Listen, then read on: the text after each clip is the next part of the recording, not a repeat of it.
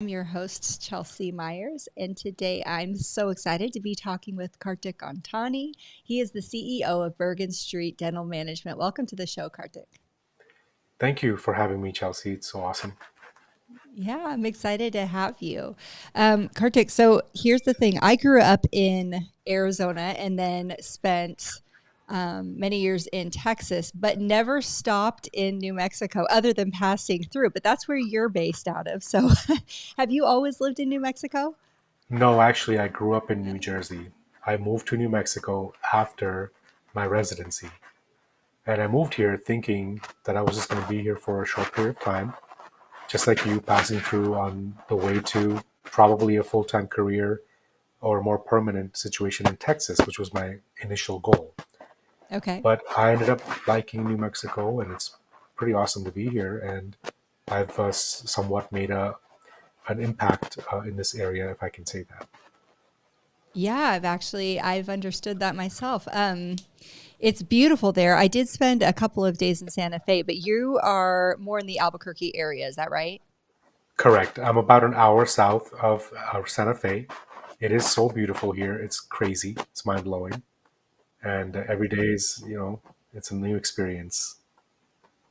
Very exciting. Well, give me like a little history. Tell me about your career. And you said you were just kind of passing through, but what happened? Yep. So I finished residency, and for a long time, even before that, I wanted to leave New Jersey, and ended up getting some thoughts and ideas put together, and thought, all right, let me explore maybe Texas because I have a few family members there. I have a lot of friends in Texas, and I thought about moving there to start my career after residency. Ended up getting a really good job in New Mexico, and after staying at that job for a couple of years, decided to open up our own practices in New Mexico. And since then, it's been a roller coaster ride, but it's been pretty awesome. Can you talk a little bit about that transition from working for somebody else to opening your first practice? Because it's definitely an exciting idea, but along with the excitement comes a lot of anxiety and a lot of unknowns. So how did you approach that decision and what was that like for you? Yeah, sure, I can go into that a little bit. So when you have an associateship, it's a very comfortable, guaranteed safety net. Mhm. When you have your own practice, it's no longer a guaranteed safety net. Also, when I was an associate for someone else, I would always find, faults with them. Is it, the equipment's not right, or the assistant, or whatever it might be. But after moving to my own organization, I realized that it's very difficult to do that. So, in a way, it's been a humbling experience where you go from being someone who complains about every small thing. Not that I was all complainer to that extent, but a lot of people are as associates, to realizing that it takes so much effort and time and money to create an organization, to bring in the best uh, staff members, the best equipment, the best policies. So it was a pretty fun transition, but also a roller coaster ride. Like I said, it's a humbling experience for sure. Yeah. Now going into it, you go from being an associate somewhere else, not knowing much, except thinking you can do this, and then the day-to-day challenges occur, putting together a team to buy up first practice, doing the due diligence. All of that is very important, and it's life-changing, and you have to have a team. So I went from being an associate for someone else's business to assembling a team of accountants and lawyers and things like that, to then having my own team members who I am responsible for, and they're responsible for our growth.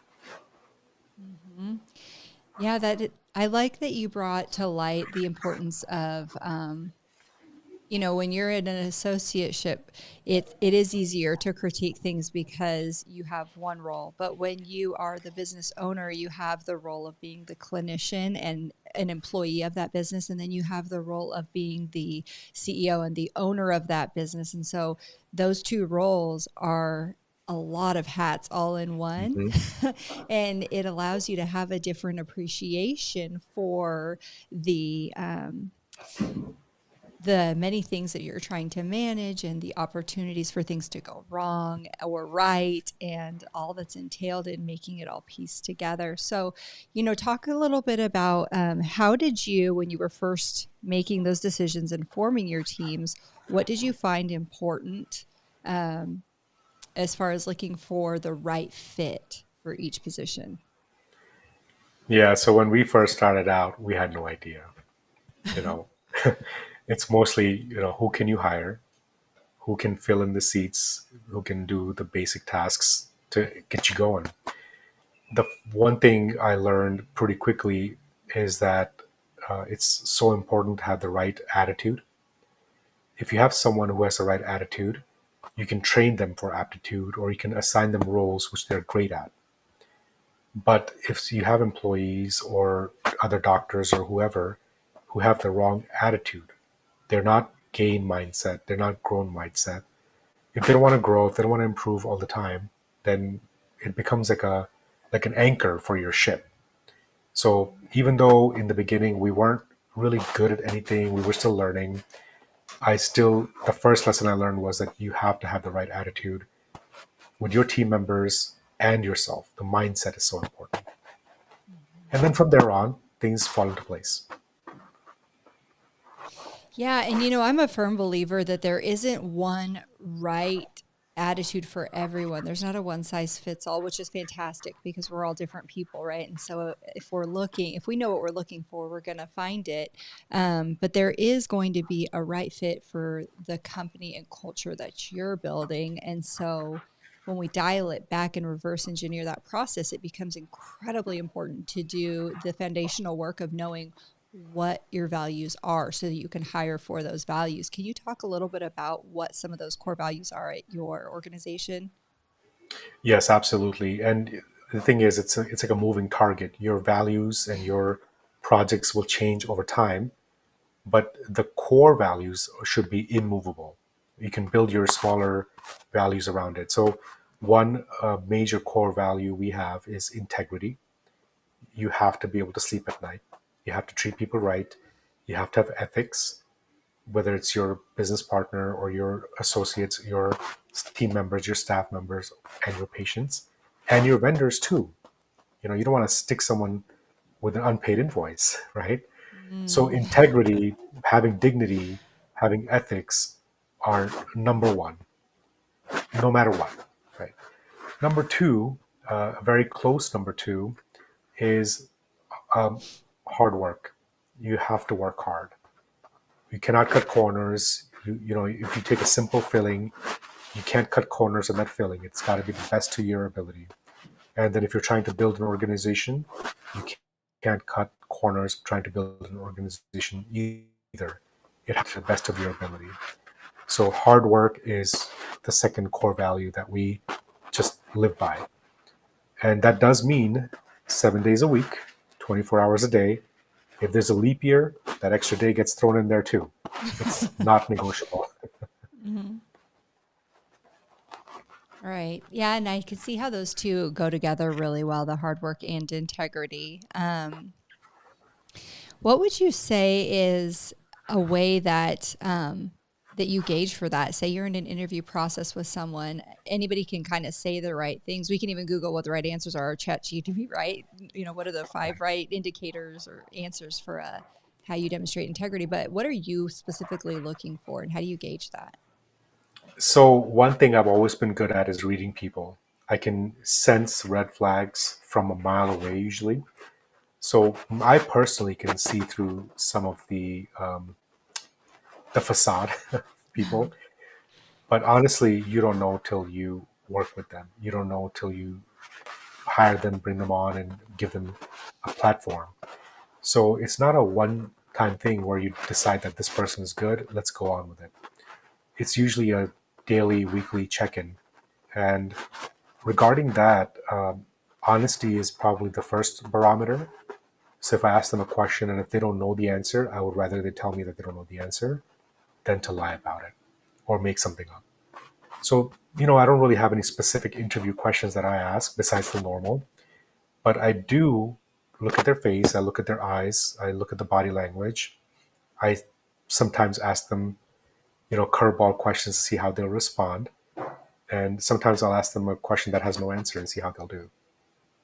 And the way they answer, the way they communicate is more important to me than what they're saying. Sometimes there is no answer. So,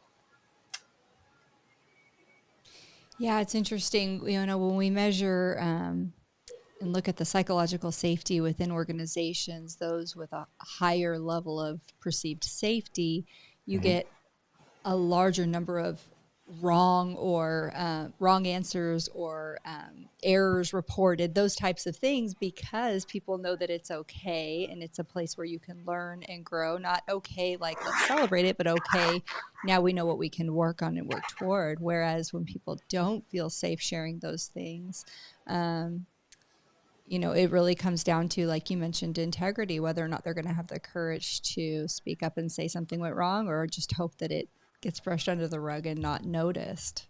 Right. And, as that goes both ways, we have to be a provider of a safe environment too. You cannot reprimand staff or team members or other doctors for not knowing something.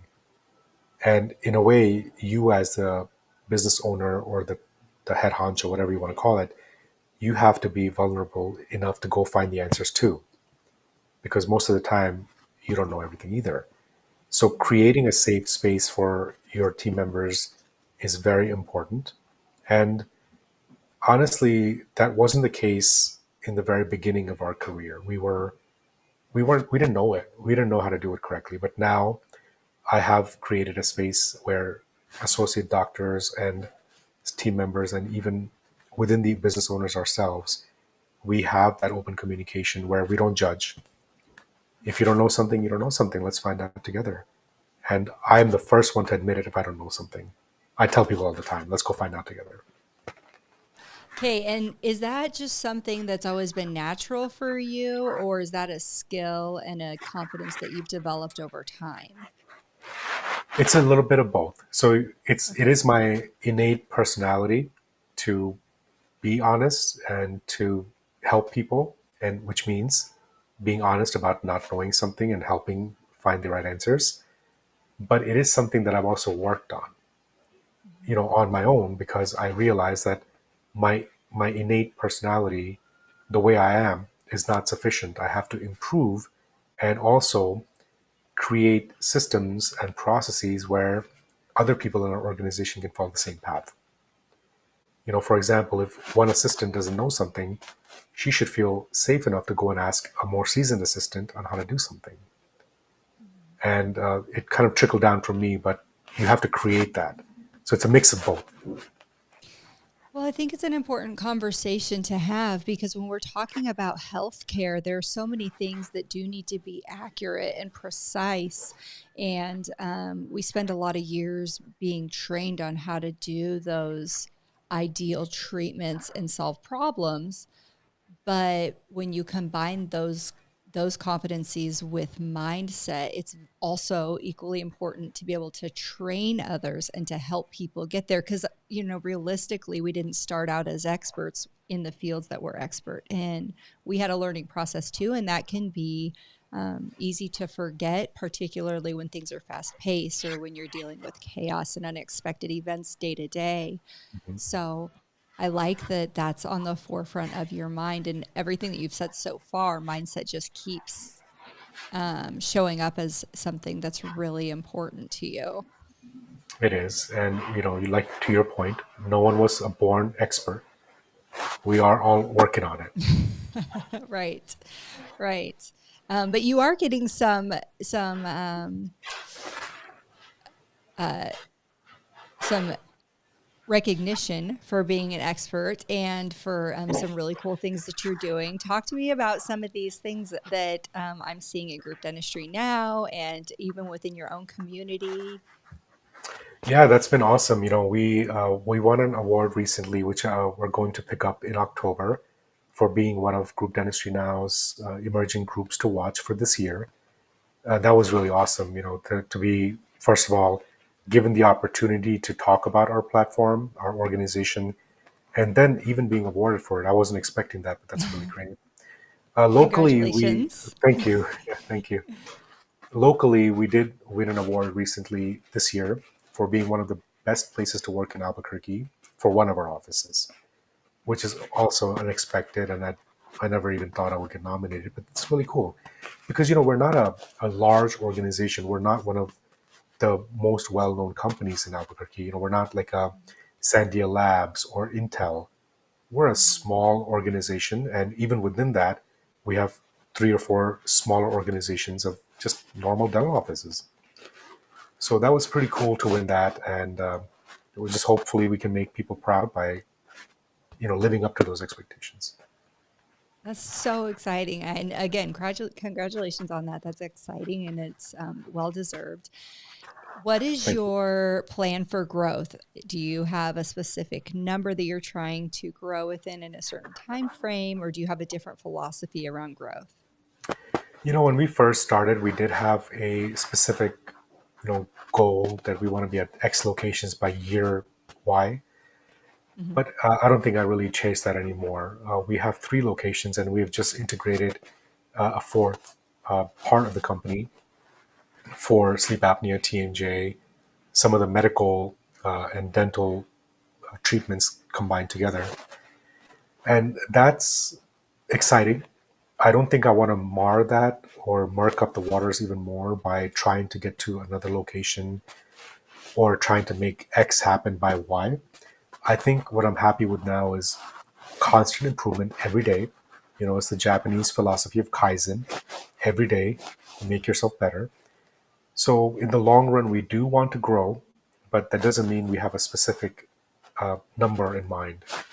Every day, we want to do better and better for our patients, learn more new techniques, introduce these things to the community, keep doing a good job and a better job the next day, and so on and so forth, until we eventually do see an opportunity to buy another practice or team up with another doctor, and that then we will address it. At this point, my partner, Dr. Yoon, and I are super happy with what we're doing, and we think about the future, but we don't want that that goal to distract us from the good work we were trying to do today. Hmm.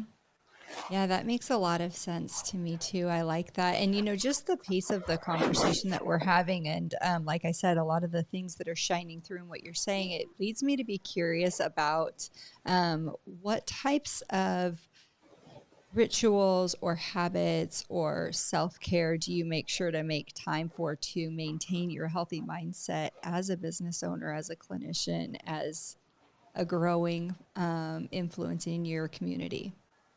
That's really good because I've been working on it last 6 months. So one thing with mindset is, I've used a lot of books to help me with that, like The Gap and the Gain, and a lot of other things that have helped me, like podcasts, yours, and questions in the community that have helped. But ultimately, it becomes habit, and working out every day, even if it's just a quick little walk around the neighborhood, is important. Uh, Being mindful of your daily activities, and most importantly, when you have a negative situation, to embrace it, to acknowledge it, but don't let it dwell on your mind. So I'm a big fan of reading. I like my private time as well. So, if I'm driving to work, some days I'll listen to some awesome podcast on mindset. Some days I'll just listen to rap music because that to me is relaxing too, you know? Uh-huh. So I don't have any particular rituals, but maybe I should devise some in the future. I know a lot of awesome people that have very set things that they do, and it seems to help them a lot. And one thing I am taking more seriously these days is sleep hygiene. So I am making a Mhm. very specific sleep ritual, and hopefully that bleeds into my other rituals like working out and reading and listening to positive things and going out there and doing positive things. But it's going to take time. It's a work in progress. That is so good. Yeah, sleep should really be an intentional activity. We spend like a third of our life doing it, but Mhm. sometimes, a lot of times, I feel like it's just disregarded, or, you run at full speed until you hit a wall and it's just something that you have to do rather than a really intentional and deliberate part Right. of your existence. So talk to me more about like what are you thinking as far as your sleep? Because I have some ideas too. So I was kind of that person who would keep going at full speed, and then you hit a wall, Hmm. and then you bounce back and you do it again. At some point, the wall gets stronger and you get weaker, and it doesn't work anymore. So this last year, I have had the idea that I've got some sleep issues for the last few years. But just this last year, I was diagnosed with sleep apnea, and that's when I really started to take it seriously. Wow. So going to bed at the right time, avoiding certain things before bed, like reading the news. Don't do that before bed. Don't have caffeine before bed. Go walk around outside. Don't on your phone before bed. All of these things. Having a very set sleep time and a wake time. Hmm. That's for sure the most important thing that I've done. I don't want to keep running at full speed anymore. I just don't care. I'd rather have a good day than a stressful day. And that starts with sleep Right. and proper Right. breathing when you sleep. So I personally have done that. I was in Vegas this last weekend, and what I used to do in Vegas before was stay out as late as possible, right? Go Hmm. out and have fun. That's what you do in Vegas. This last time, I was in bed at 9 o'clock. I didn't care what was going on. It was perfect. Enjoy your Yep. day. I know the nightlife is just getting started, but I'm gonna go to bed because you have to. You have to create those habits. Yes, yes. I love what you're saying. And I also am very intentional about my sleep, including making sure that my phone is put away a certain about an hour before I'm going to go to bed because, I was actually reading something recently is really interesting. They were saying as much as possible, you should try not to look at your email on your phone because we're conditioned that, historically a phone rings and you pick it up and that's how we communicated. And now we have smartphones and we can do all kinds of things on them. But because we're conditioned that way, when we read an email on our phone, there's this urgency that we need to respond right away. Same thing with the text message that we need to respond. We've seen it now, we must respond, but we don't. The reality is that we can let it sit there for as long as we want to because we're not on the phone with somebody. Right. Um, and so That I is so find that true. when I That is find that when I so put my true. phone away, you know, a, a long period before I'm trying to go to bed, I don't have that urgency and that reactive system operating in my brain. I'm able to really just kind of calm down. And I need, some people don't. I really need an easing process to get to that high quality rest and sleepful state. Yeah. Yeah. I'm like I said, I'm that guy that would be on his emails at 3 in the morning. Hmm. Can't do that. It's so bad for you. So now I have told everyone that after a certain time, I'm not responding to your emails or texts. But Right. it still creeps in. Someone sends you a text and you're like, I gotta get to this right now. Yeah. So it's a very intentional effort that I'm making as well. And Hmm. to be honest with you, nothing changes the next day. If you send someone back an email at 11 p.m. or 6 a.m., they're not going to see it till the next day anyway. So Yes. even Yes. conversations in real life conversations with someone, if it's 8 o'clock, I don't want to talk about the news or the economy or anything after that. Mm-mm. I want to talk about fun stuff, or I don't want to talk at all. Just let your mind relax, get a good night's sleep, Yes. and get back to the grind the next day. Yes, I'm with you 100%. And then just you had mentioned the gap and the gain. I think one of my favorite takeaways from that book is the principle of self reflection and always measuring where you're at versus where you were. It's such an Yes. empowering concept rather than where you're at versus where you want to be. Yes, it is. It's a whole different perspective. It makes you feel so good about what you've accomplished, rather than stay in the zone of, oh my god, I'm not at 50 million locations by now. Who cares? Enjoy what you can, right? Right.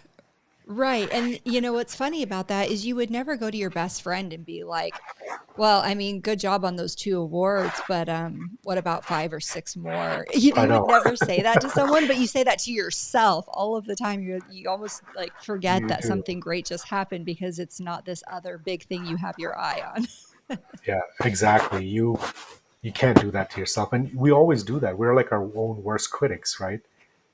The person that you should be treating the best, yourself, is usually who you treat the worst. It's not good.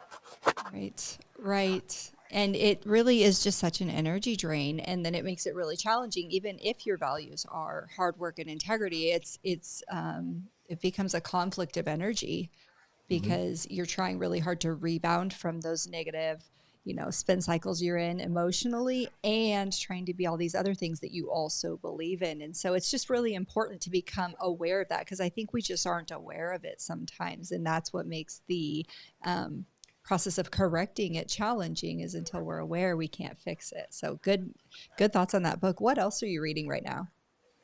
So, right now, I'm reading a book called Why We Sleep. Again, I'm trying to implement sleep apnea into our group. And um, as a sufferer of sleep apnea, I'm trying to get better at understanding it. So I've read recently. I've read Dr. Meghna Dasani's books on sleep apnea, which were really awesome. Right now, I'm reading a book called Why We Sleep, and after that, I'm going to go back to reading one of her books again. So that's what my focus is these days. I do have a book that I started, which I really should get back to. It's called 4,000 Hours. It talks about how you got 4,000 hours in your life. You should probably do something good with that.